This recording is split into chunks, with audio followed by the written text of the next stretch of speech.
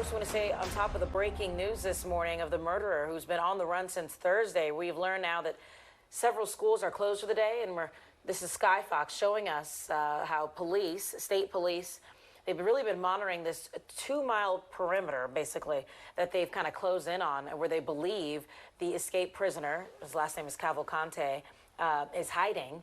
And we've seen a lot of activity this morning. Especially concentrated in this one neighborhood right here. So let's get to Marcus Espinosa, because he's been on the ground there. And you also have noticed that there's been increased police activity.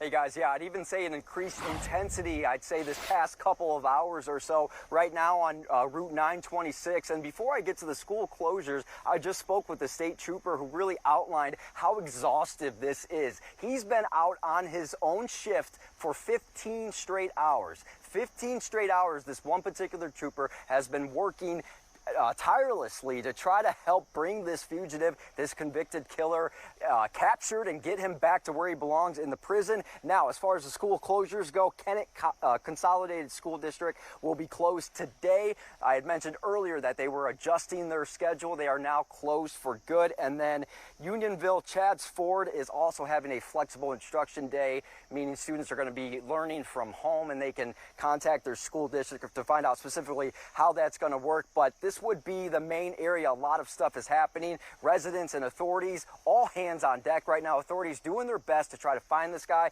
Residents still worried as time ticks on. A lot of neighbors are just on edge. You know, it's like the neighbor across the street had a hard time. They didn't want to, people were turning around their driveway. She's freaking out. And it's just, and I understand. And it's, it's hard for all of us in this area. I don't understand he's been able to elude the police this long. It's crazy. And to be in this same area all this long. I can't believe we haven't caught him yet with all the resources we have. We do consider him to be a very dangerous individual. He is convicted of homicide here. Was involved in, I'm told, another homicide in Brazil some years ago. It's somebody that we think poses a threat and needs to be taken out of the community, needs to be incarcerated. He has the option to surrender. That is what we hope he will do. Taking a look right now at helicopters over this scene. We believe the lowest one would be the police helicopter continuing the search here, but there's also other helicopters in the area, news helicopters in the area, which we have brought you some footage there. And the latest information we have is there is an 8:30 a.m. press conference here locally at the district attorney's office, so we will get an update, hopefully some new information from that press conference in less than an hour and a half. So Mike, Alex, if you guys got any questions, let me know. I'll do my best to try to answer them.